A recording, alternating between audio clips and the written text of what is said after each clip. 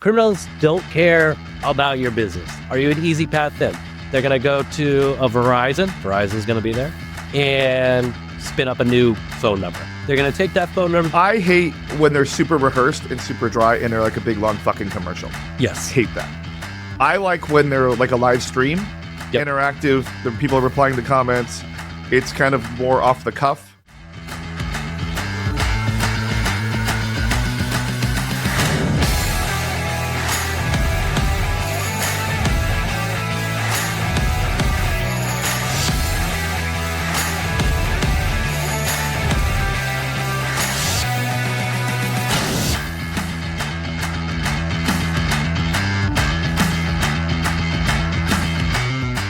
What's up, everybody? Welcome to a special episode of Fraud Boxer. It's kind of become an annual tradition that we have Brian on, and we just talk shop. So this is the Fraud Boxer Christmas special featuring Brian Davis. How are you doing, bud? I am excited to be back. Always fun to hop on and be a guest on the other side. I think I've been hosting a lot more within the last year through different avenues and distribution channels. A lot of webinars. Doing a big webinar guy. Honestly, people like them. People show up. I think it's just more. Yes, actually. And it people just like live webinars. They don't like pre-recorded webinars. We do them live. We do the live webinars. We do it live. Let me tell you what it really kind of depends on how you do it and what your follow-up is after that, which kind of gives a little bit of the bit. Let me tell you what I hate about webinars, besides webinars. I hate when they're super rehearsed and super dry and they're like a big long fucking commercial. Yes. Hate that. I like when they're like a live stream, interactive, the people are replying to comments. It's kind of more off the cuff. That's what I like. I like that shit. So the way I think about it today is we do a live show, which is, there is no pre-recording. So I think more of like, yes, technically it's a webinar because we work in business, but I'm now actually have a little bit of flexibility. My show that I run is, I'm actually a producer behind it, so I'm actually not even a face. I do a lot of the behind the scenes. It is just a live show. We are not sponsored, so we don't have to do pitches or anything sort of like that. We are only focused on the practitioners who are attending our event in May. And because it's not sponsored, because we don't really care about the logos or anything like that, if they want to put logos, great. If they want to promote something that they're doing, great. But the guest gets to kind of pick what we want to talk about. And because a lot of it is centered kind of around AI, no one has any answers. No. So it's more around like the questions of having the hard conversations and more poking a little bit and on maybe some of the marketing hype out there or a little bit of the promo bit there of like, what are the hard conversations we actually have to have? And then bringing different, again, the benefit of not necessarily being industry specific. We brought head of consumer tech from Walmart. We brought the head of payment risk from TikTok. You're going to get athletes. I want an athlete on your show. Like something that's out of left field. Like go get some Celtics kid. Challenge accepted. Challenge accepted. I don't know how long it'll take me, but I'll make it happen. All right. Tell me about May. What are we doing in May? We're doing something in May, right? Retreat. I think I got you. We are retreating. Golf, I think, is where I got you. But it's not a golf retreat.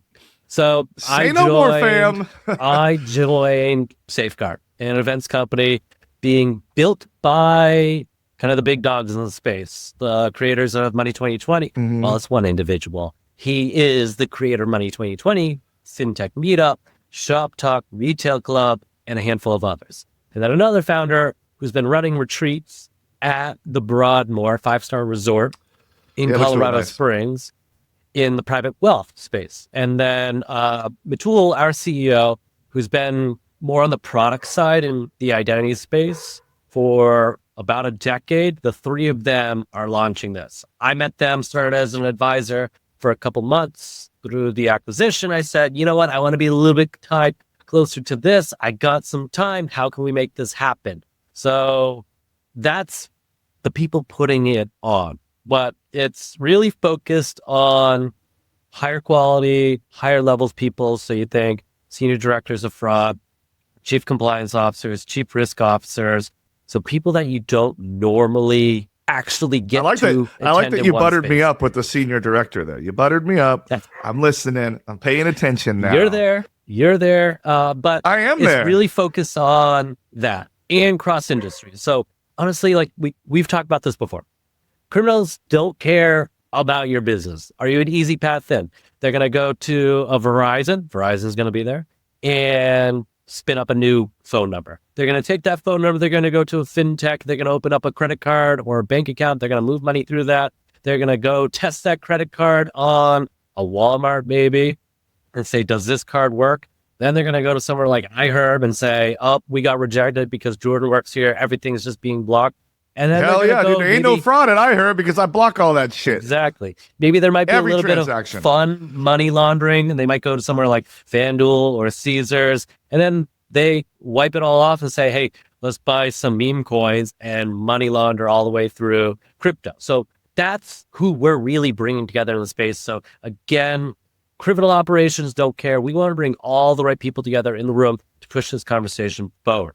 So one, it starts with the quality of people. The location, Colorado Springs, 5-star resort. Our industry doesn't really get to be treated like celebrities. This is my chance to help give back, to have an experience for our industry that isn't just, hey, walk this exhibit hall and be ripped apart and crossed by the sharks. Tickets are expensive for vendors, and we can only have about 200 seats for the builder's side. So they're forced to then send people that someone like you might actually want to meet with. They had a product, had a data science, they have an SME, the CEOs, the founders.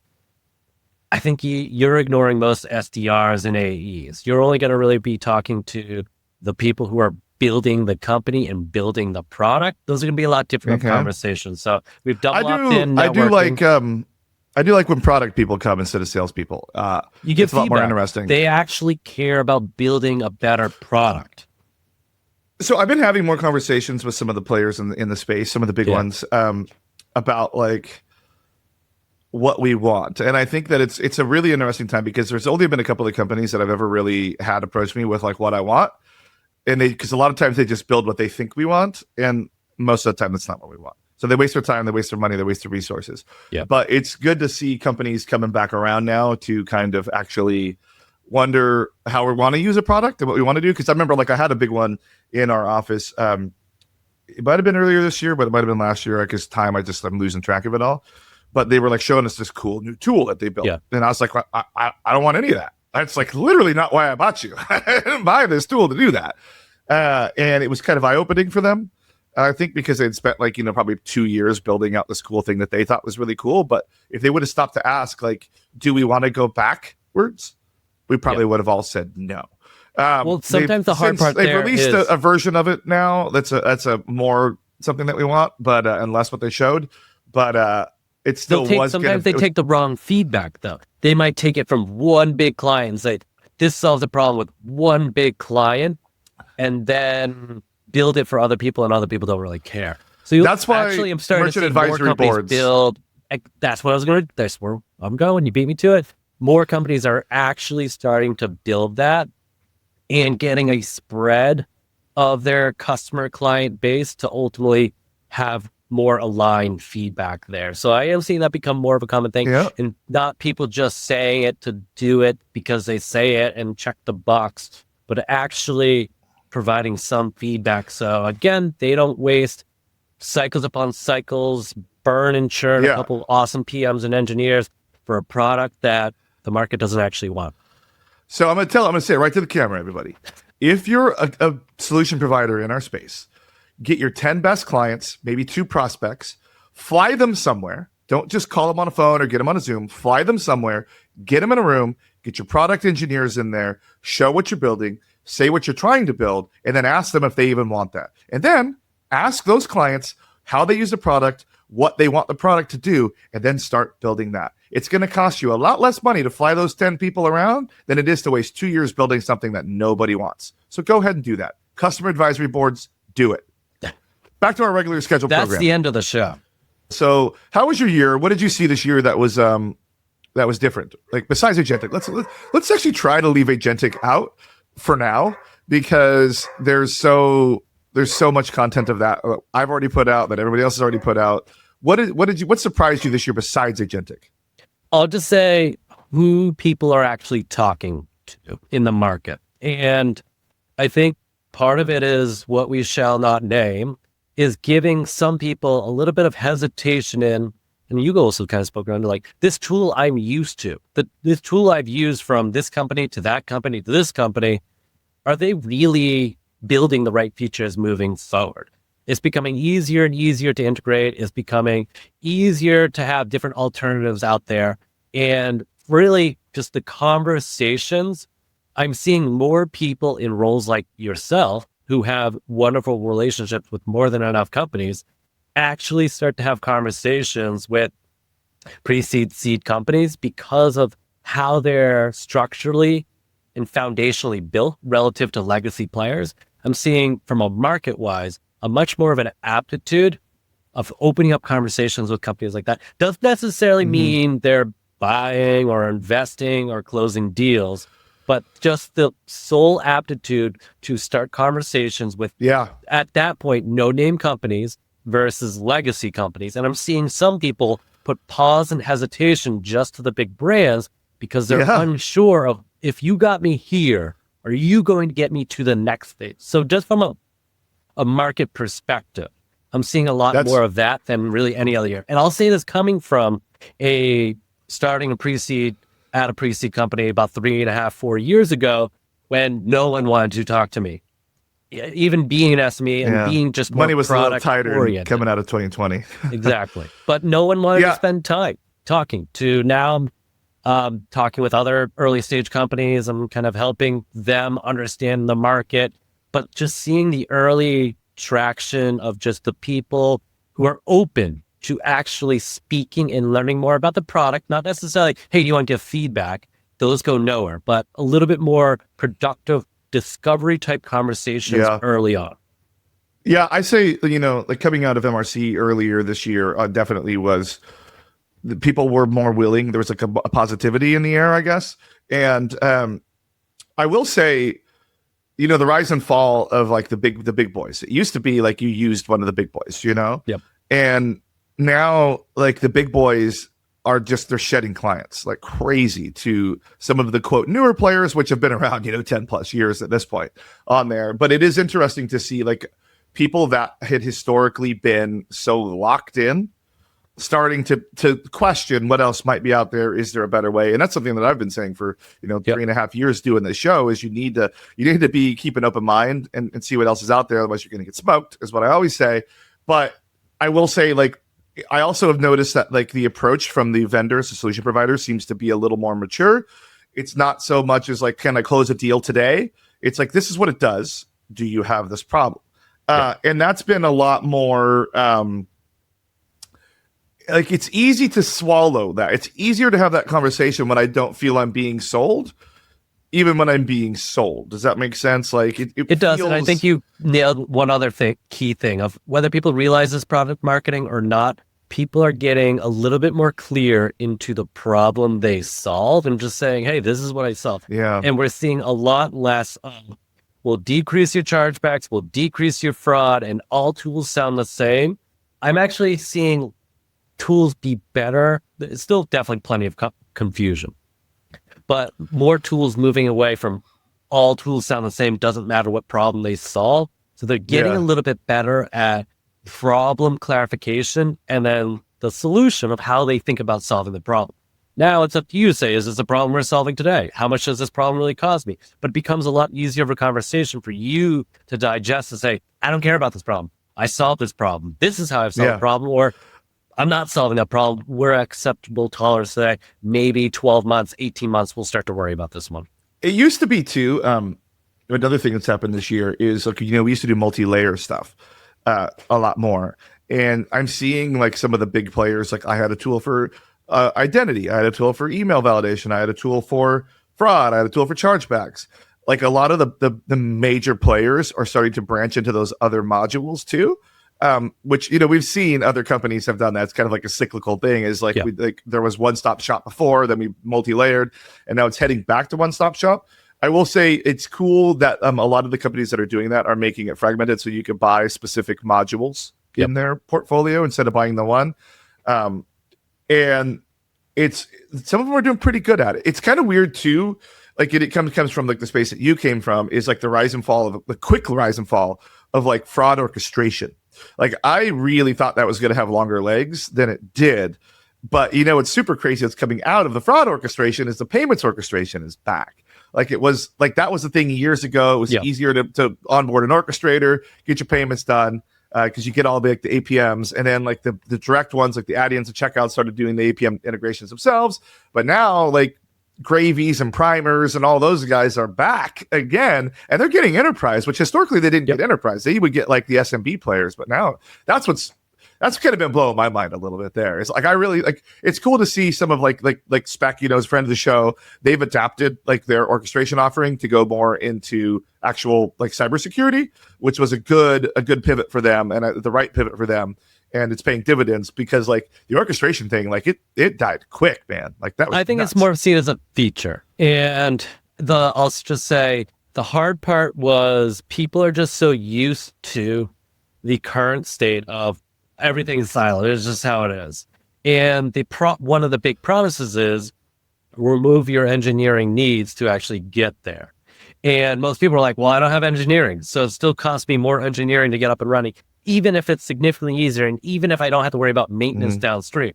So the combos more went to like two different areas for the most part.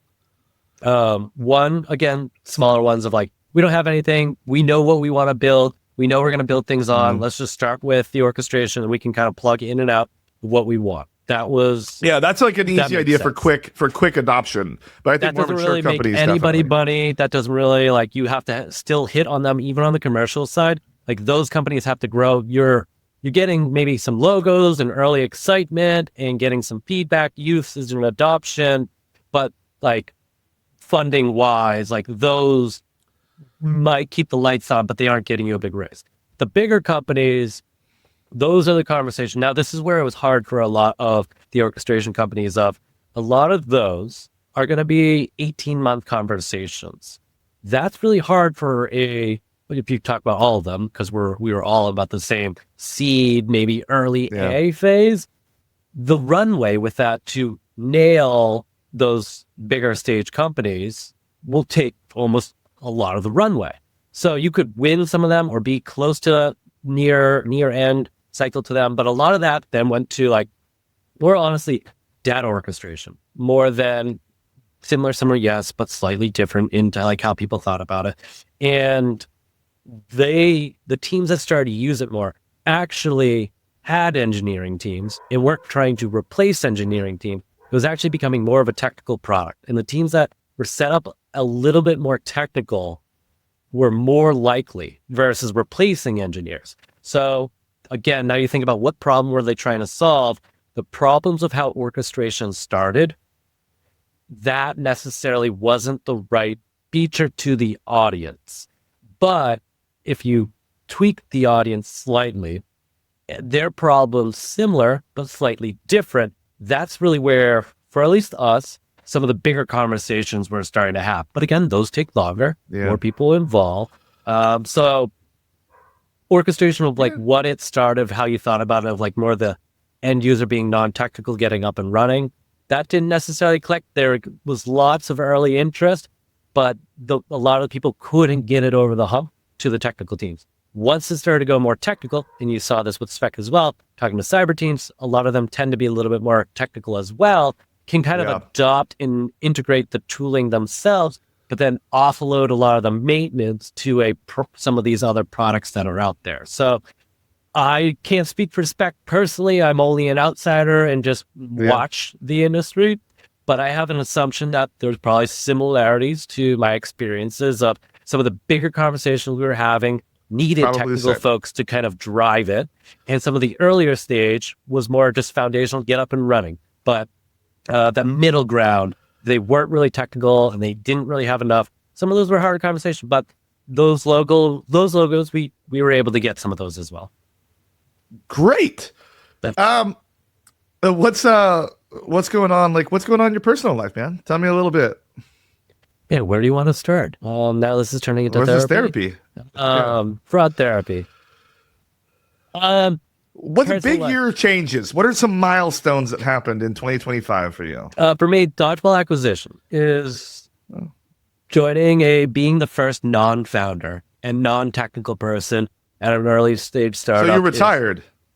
I wish. I've gone through, I think this is my fourth or fifth acquisition. I have more monopoly money that is worth more than a lot of my equity. And there's a couple of different subs. But I can say I've worked at companies, multiple acquisitions, multiple exits.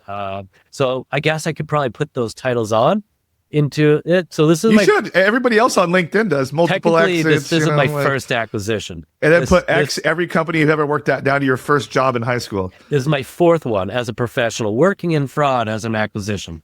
But this one opened up a lot of different skills, a lot of different relationships. Like my network compounded tremendously, being on the vendor side and being able to talk a lot more about my practitioner side. And then the event space of obviously That's my for favorite people who space. have known me have just learned that I feel that there's a different way to connect people and bring people together. And I've been trying to figure out how to solve this for a few years now as well.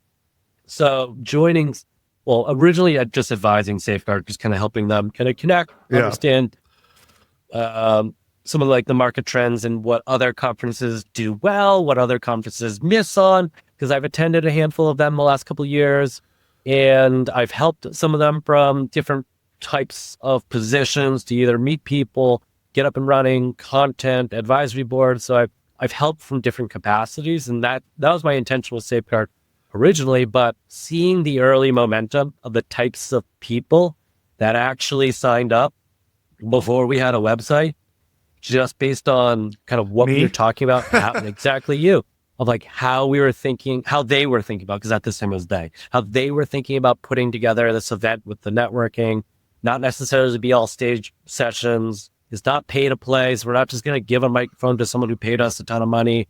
Roundtables who aren't sponsored, because I don't know about you, I imagine you as well, but you probably push back more than most people. My personal nightmare is being pitched at a roundtable of 5 to 8 people. So again, non-sponsored there. And then the social group activities. I think that's cool. Yeah, that's the best for part. me. Exactly. And that's the best part. So Let's get still that golf being going. nailed down, but all the ones that I think golf is tied down. But Yeah, golf, let Jeep me know if you need tours, an MC for golf. I'm happy to MC the falconry, golf. archery. Falconry? Can he go back a second? Falconry. What? Yeah. For we're in the real? mountains. Yeah. Yeah, but just who's busting out falcons and just putting them on people's arms, dude? We're in Colorado Springs. Jesus I think they Christ. have falcons we're going to everywhere. Game of Thrones. Archery, falconry, and then golf. Zip lining. Zip lining is an option. I heard pottery, pickleball. So you see the scar? You see the scar right here? My Harry Potter scar? Yeah. That's pickleball injury. Oh, so not High falconry. school. I was early. Yeah, I wish Yeah. it was falconry. That'd be a lot fucking cooler than getting whacked with a pickleball racket when I'm 16 years old in Yeah. high school. What are you, the first person to play pickleball? I was the first serious pickleball injury, and the first person to ever play pickleball. They were going to name it Jordan Ball, but then they thought it would be mean because of my injury, and they didn't want to have that legacy on the Wikipedia It would page. have been a cool logo, though. It would have been just me like Harry Potter, But then Harry Potter came out afterwards and screwed the whole thing up. So it was all bad. It was all bad. Yep. So pickleball, I think, fits better than Jordan ball. But yeah, that should be all nailed down. I think that's a cool aspect, and where everything starts to kind of shut down for those types of things. So you're not necessarily be like, well, I want to watch this stage session, or I want to go to that workshop, or I'm supposed to meet Jordan here for the networking, and I want to go play pickleball for this event. There's one thing that I like to do at conferences a lot, besides drinking, and that's the pool. Is there going to be pool activities? I don't know if there are pool activities, but there should be time, and it's a five-star resort. Can I host a Fraud Boxer pool party on the arrival day before the happy hour, before Let's the talk about arrival that. reception? Yeah, Let's talk about that. We should do that. What other conferences are you doing this year? Because I know it's kind of weird when you're actually hosting one. By the way, your whole pitch sounds like it got stolen, but What can you do? But the other aspect of that is for practitioners, you get a complimentary ticket, and $750 travel reimbursement. People are So how does that work? Are you just going to write me a check for $750? like expenses. So part Well, expensive to safeguard? yeah. So How? you'll just send us. You'll get information about that since you're already up and running. You'll get information about that closer to the event, but you pay for your air tickets, travel tickets, your hotel, probably Ubers, and then at the end you'll just send us an email with your receipts and safeguard. And you just send me a $750 check back. Unless your company pays for it, then we'll reimburse your company. But if you're paying for it and you submit the expenses, we reimburse it back to you. My company is not paying for it. It works like an expense process. So after the event, So that's going to be, George's going to be a Fraud Boxer attendee. all right. So you can pay Fraud Boxer all you want, just so you know, it goes into the same business account as the expenses come out. So Perfect. But yeah, that's easy. That's our pitch. We want to make sure it's easy. Exactly for what you said. It's not uncommon for people either have to pick one conference if they get a conference or they don't have budget. So to make it compelling to get the right people actually there, not just people who live in Colorado Springs. It's only an hour from Denver, so there is a good pocket of people who work out of Denver. But yeah, those granola fraud fighters, yeah, they got wearing a lot of hiking boots. There, Western Union's out there. There's a couple others that are out there. Macari. Western Union's going hard into stablecoins right now. That's interesting. Yep. What else is going on besides your work life? You got any new cars? Any new kids? Because like you have. We actually did get a new car. What'd you get? We're going down to one car next year. We're going to try one car for a little bit with two kids because we don't drive the second car. Work. I mean, I guess you could Uber. We could. That's the thought is if we really need to, which is very minimum, we would get an Uber. Most of the time for like my wife travels a bunch for work. She would just expense that anyway. So we're going down to one car for a little bit, making it a little bit bigger. Okay. I did not get the minivan. I was just going to say, tell me you got the Kia minivan or the new Sienna. No, as cool as they are and as roomy and practical as they are. I love getting picked up in them and in rideshare, but I would never own one. We got a Wagoneer. Oh, Megan, our payments girl, has a trading in the Grand Cherokee and our Kia Telluride. The leases, we lease those leases end at like the same time. So one ends in January, one ends in February. So we just got what are you going to get? We got a Wagoneer. You got a Wagoneer? Yeah. Huh. Stellantis. Did you get the one with the TVs in the back seats? No. Our kids wouldn't leave or talk to us ever. Well, isn't that fine? Like, it depends on the day, honestly. Yeah. So Megan, our payments girl, has a Chrysler Pacifica, and I will not ever let her live that down. Like, and she got the plug-in hybrid Pacifica too. And every time I'm on a call with her, I have to wedge the Pacifica in there. You know, did you drive the Pacifica? If you were to get picked up and buy it, it would be pretty all nice. Day. Bro, I was at Disneyland last week, and like I do the Uber XL, and the guy shows up, the doors. Yeah. And I had to sit in my captain's chair. Yeah. All the way home. You get pretty pumped. I get pretty pumped on that, but I don't want to look at it in the driveway. I will say though, like, the Rover's paid for now. It's like all paid off. But doing the math, because I bought the car before COVID. Yeah. And definitely it's like got 37,000 miles on it, and it's a 2018. And it's not bad. Definitely would have been cheaper to Uber everywhere I needed to go post COVID than it would have been to just make the car payment every month on it. So yeah. And then like they have these little slide out door handles that, like, when it's unlocked, the door handles slide out and you open it. One of the covers of the door handle just fell off. And I was like, easy enough to go get one of those, So I could bring up the parts department, and he's like, yeah, I only have them unpainted. Like, so I got to go. So I was like, eBay, yourself. Right? Yeah. Like, I was like, eBay's got these. No, they have a black one and they have carbon fiber, and I'm not doing that rinky dink carbon fiber crap all over my car. I want the white handle on there. And so now I got to decide if I want to go find a body shop to say, will you paint one single handle, like Range Rover white, whatever it is, Glacier white. Do it. I mean, I just like it looks so bad with like because it's white and it has a big giant black thing with like you can see the button that you push on it. Yeah. I did try to call a junkyard to see if they had any, and they just don't have this car. They don't, Maybe Range is there Rover like props? right? Well, you know that car was pretty unreliable at the beginning. It was in the shop a few times, and So it's living up to the reputation. only mechanical once. The other times it's been all software related, but the last 7 years, I would say I bought it in 18. It was in the shop twice in 18. Once when all those fires were happening in LA, Yeah. and like that, and I lived up in the valley, and it was at the Thousand Oaks Land Rover dealership, and it got stuck there because the fire burned everything around the dealership, and it smelled like a campfire for like 3 months, and it had 50 miles on it, like it was brand new, but it's been perfect since then, like perfect. Little transmission slippage here and there, but why not? And I got my little Armenian mechanic over here in Fullerton. Guy's a badass, and he goes and like does everything just right every year. He looks it over, tells me what it needs, puts new brakes on it. Costco puts tires on it. Things been perfect. Like it's been perfect. Easy. You got your setup. I do want a GLS Mercedes though, the big one. I probably am going to get that next, and then if my company IPOs, Daddy gets a Porsche. Nice. So, yeah. When and if. Any hot takes? Any negative takes? Anything anybody you want to put on blast this year? I got a couple, but I probably can't put them on here on the show. No, because you know why? They get attention, and a lot of them don't. And last one got $90 million. Need awareness to it. So, yeah. Everybody's great. Everybody's doing great things. What else should we talk about? What else we got? Anything?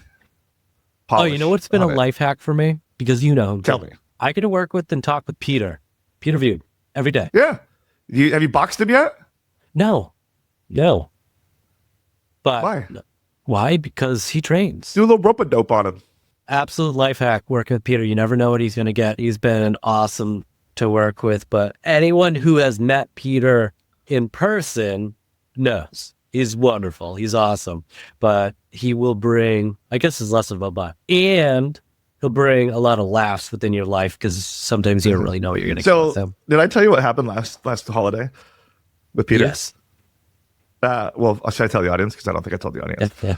But so every year in downtown Fullerton, there's a lot of bars and restaurants. It's kind of like what it's known for. So every year since I've lived in Fullerton since 2020, we have done what's called the 12 bars of Christmas. So you start at a bar and you spend 30 minutes or an hour in these bars, and you go down. There's it's pub crawl. You wear your ugly sweater because it's cliche, and you just try. Nobody makes it to all 12 except for the full alcoholics. So I've made it to 11 before, but last year, Peter called me and he's like, "Hey, I'm in town. Like, what's going on?" I'm like, 12 bars of Christmas, bro. Dude showed up, man. And he lasted longer than I did. I tapped out and went home, and he was like, "I'm hanging out. I'm staying." I'm like, "Damn, dude." But dude, and so he's coming in 3 days. We're recording this on the 17th. Everybody, I don't know when this is going to come out. It's probably going to come out after Christmas. Depends on your schedule. You're ripping content. Yeah, I have an episode coming out Monday your already. Content machine. I know it's for 2 shows. I was starting a third. Yeah. But anyway, Peter showed up and had a great time. And like, I want to do it again, but I never saw the thing. So I didn't plan the 12 bars of Christmas, but I became like when it was happening because I'm loud and tall. The director. So I had the bells. I'm like, all right, everybody start closing your tabs out. 5 minutes, all right, next bar. All right, we're walking down the road with the bells, so people could follow to the next bar. So the last 2 years, I became that guy. Do you really need bells for people to hear you and find you? No, but the bells are the signal that Jordan's about to tell you some shit. Yeah. Like, again, do you need the bells for that? I just like the attention. Fair. I don't. No one's going to need anything. But I no like the attention. Yeah, I am an Anyone who's met attention. you, no one's going to. If there's one thing you've said is true, there's nothing more true than that. Can I tell you something that I want for 2026? Yes. Besides, no. What? I would like a producer on my show because it's getting to be a lot. Yep. I really I'm having like I've had a couple of salespeople try. Both my salespeople ended up getting picked up by full-time jobs. I really want a salesperson and a producer, not necessarily an editor, but like someone to like put together the content before. So when I get on, it's a little more like I do all the prep and all the notes and all the polish and everything. But like when I have like 6 of these in flight at a time, it's a lot to keep straight. Like this week, I'm recording 3 of these, like this week. And it's like a lot to keep straight. I really think I need like a producer. And I don't want a full-time person. And I'm willing to pay money, but I'd like a producer and a salesperson, preferably in one. So if anybody's listening to this and knows our industry, combo, I will say, will be hard in our industry for both. Well, why? Okay, so I want a salesperson who like I want a salesperson that like it doesn't work for me full time. Obviously, 1099 commission based, 20% sounds fair. Of my, I raised my prices back up a little bit because people have money now. They didn't in those 2 years there in the middle. I want a salesperson to go and do this, and the problem is every company wants to end up talking to me at the end, and I need them to close a deal, and I'll show up on the recordings and the tapings and the ads and all that. I just need them to do it. But like this thing, like every episode gets over 100,000 plays now. Like, it's not nothing. I know other shows in this space don't get that. Yep. Like, I shouldn't be. And then, like, I get, like, I have to enter the sponsorships email, and I just get a ton of inbounds of, like, low quality, like, single episode things that are, like, outside of our industry and all that. I have a lot of PR companies on that. And I just blanket send them back, like, the Stripe link. The invoice. You have to pay to unlock the calendar. And then nobody does it. It's the easiest way to get rid of tire kickers that aren't a good, like if they are a good fit for you, you know who they are. There's only so many within the like tier 1 pool. Yeah. There's tier 2s, tier like, 3s. And I have like I have some stuff coming up for Q2 and then for MRC with sponsors there that I've done, but like I still would like someone that's just doing it. And like the numbers aren't small. Like it's money. I think some people just don't know how to track it or what to do. I have CRM. After. I have this. I am no, like, not you. Not you. Yeah. Companies get cold feet when building media distribution channels. So let me tell you how to solve that, because I have worked with a number of sponsors, and some of them do better than others because you get out of it what you put into it. What you need to do when you're sponsoring a show like mine is you need to have a very specific either landing page or like customer acquisition like form. But you don't want to make it too hard. You don't want to ask like their date of birth and shit because no one's going to fill that out. But Pagos did it the best of all of them, where they set up their own landing page for me, and it was get 25 free enriched bins, enter your email, and then send us the list of the ones you want, and we'll enrich these and send it back. They get something out of it. Pagos got the email out of it, and they had an actual attribution page so they could actually do metrics on that page and see how many people went to the page, and they know when it came in through that form that it was from this source. So many companies that I do, so many companies spend like 30 grand sponsoring the show and then just say link to our homepage. Yep. You're going to get no attribution from that. None. Like even your Google like analytics that's showing that like it came from this and that, like you're getting no real attribution. You're not getting any sort of customer like there's no call to action on that. So if you want to sponsor a show and you're going to spend like 30 G's, set up a custom page and set up some sort of call to action. And then so many times I record these ads, and I'm willing to do these ads fresh for all 6 of your episodes. But so many of the times I'm like, hey, can you write some copy? I always take a first stab at the copy. Yep. Always. And I say, hey, put your like your patented things in, your names, your brands, your blah blah blah blah blah. What do you want me to say? Because I'll say it, but most of the time they either don't do it or they come up with something that sounds so stiff, and then I record it and I put it out like, at the request, and then I'm like, all right, next week, like, can we do it again? And then it's like, I just use the ones from last week. So they've spent all this money for me to record 2 45-second things that then I copy paste onto all these ads. Like, it should be more involved on those. Give them what you literally just did. Take the transcript, put it into a little SOP, and say, hey, here's the best practices. This is why I recommend working together. These are the people who get the most out of that. And they have this guideline, this recommendation to how to actually capitalize on the media distribution. Because again, what this is distribution of ideally the problem, how to understand the problem, how to size the problem, why the problem's worth solving. And ultimately, this is the first step into how to think about solving that problem. And ultimately, if they continue down that path, they've already entered into the territory of the brand. So a lot of people, when you throw an event, you don't know what's on the other side. I do building this content ecosystem a couple times and helping others kind of build this content ecosystem. Like you need this progression where you can't just go book a demo and give me your SSN. What is the first step to something?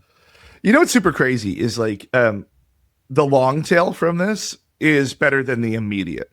So I feel like a lot of these sponsors expect like I put out an episode and their phones start ringing off the hook today, and what really happens is 6 months from now, someone's searching on the internet for a problem and one of my episodes pops up. And then that's where they get the call to action. They get the social proof now of how many people consumed it. It's not a video with 12 views, 115 views. Like there is a social proof aspect of that. But again, you got to be able to understand how this fits into, again, the content ecosystem. So when you talk about your product, your problem, where you sit in the market, why people should care about you, like what is the next step when they find this piece? They find that piece randomly, they might go kind of, who knows? You got to give them what's the easy next step? Yeah, at the end of the day, the features sell better than overall sponsorships. The ones where like I sell, like it's your episode to talk about you and all the things you want to talk about. Those again can be challenging. Well, those again can be challenging because I tell the people all the time, I'm like, don't make it a commercial about you. Like pick a thing. And I think like Data Dome does the best at those where like the agentic AI episode that they did on the last one was the perfect example. Is like we literally were like first to market on agentic AI and they just talked about what it is, how it's going to work, what it's going to look like.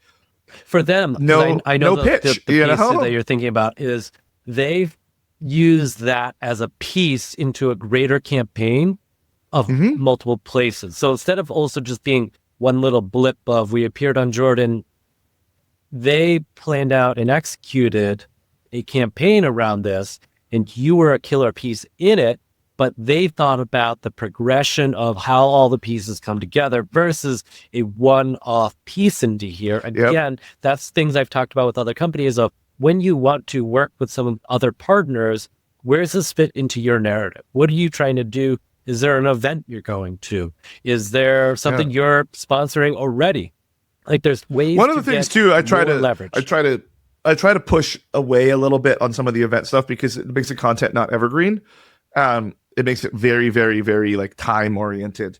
They don't necessarily need to name events or say we're going to events, but if they're doing a lot of marketing around that point, you can still have it evergreen, but tied into the greater campaign umbrella of we're attending XYZ and we're attending Safeguard and we're on the podcast to talk about this topic that's very relevant to us on the Front Boxer, but we're not necessarily saying on Front Boxer, meet us at Safeguard. We're just using that as like a marketable moment for it gives marketing teams sometimes a little bit more creative and less boundaries and constraints on how this fits into the greater plan because they can fit that narrative into other pieces. And then again, what's the next step in the progression? How's it all fit together? All right, everybody, you hear that? Every solution provider, you hear that? Sponsorships at fraudboxer.com. Do that and we'll have a successful thing like forever. So let's do that. Call me. Well, don't call me. Email me. And then we'll put something together. I do tailored bespoke situations for all of my sponsors, but you get out of it what you put into it. And I'm putting my face out there for you. So yeah, let's make it work. You want to hear, as we wrap up, what I'm going to do for 2026? Let's do it. So obviously I've been trying to do more in person. But see these guitars here? Are they over there? No, so on the I camera? can't see them in view. Well, because it's got the little clipping, but on the full screen, there's some guitars there. Yeah. There's an amp there, and my new fake plant, my agave. Very SoCal. Which I don't think that doesn't look very agave-y. Like I drink a lot of tequila, and I don't know if that's it, but whatever. Amazon. And I got this new uplight, and I got 2 of them. Yeah. But I'm gonna get a new desk, and I'm gonna get these little white chairs, boom boom, and I'm gonna get a table, and I'm gonna have 2 mics. And then I have obviously lights everywhere. I got some really cool new Amaran lights. And I'm going to do in-person stuff, not just for Fraudboxer, but for some of the other shows that I produce now, some local shows and everything. And I'm going to have like people in here doing real in-person stuff with all the cameras and all that. And it's going to be really cool. So I'm going to kind of turn this into finally going to get my actual studio. Yeah, my actual studio. The guitars are going to get relocated to the other side of the room because I still do that. My guitar teacher's back, so nice. He's out of jail, and we are doing guitar lessons again. So back on the saddle with that. Like, I wish I was kidding, but I am not. When you got a guy, you got a guy. Yeah, that's the thing. So I did try another guy, and he was good. He was really good. Excellent guitar player, super nice guy. I love the dude. But my formerly incarcerated guitar teacher, I vibe with him on how I like to learn, what I've learned. He knows the type of stuff I like, and I know how to learn from him. So you got to go back, and now I can help his post-release life a little bit. Yep. You know, as long as you don't become an acquaintance. Yeah, well, I'm told he's not allowed to come to the house, so we'll just keep doing it over Zoom. And now I got the nice cameras, so he can see a lot better what I'm playing, when I play. So. Perfect. All right, everybody. Well, this has been quite an eye-opening thing. Everybody go see Brian's new company, Safeguard. We're doing the Broadmoor in May. I'm going to be there. I'm going to be playing golf. I'm not going to be playing pickleball. I'm not going to be falconing. I will put links to that company below. Register. They will approve you, hopefully. Drop in Fraudboxer. Drop in Jordan. Yeah. Drop in his name. Yeah, put in that as a referral, so maybe they can cover more than 750 of my nut. We'll see. Maybe we'll get you. We'll see, depending on how sponsorship shake out, because that account's getting a little low. Tax season's upon us. We'll get you a sweet sweatshirt for every referral. Yeah, just give you. I can't wait. I can't wait to be rocking my Safeguard sweaty. All righty. All right, everybody. We'll see you in a couple of weeks.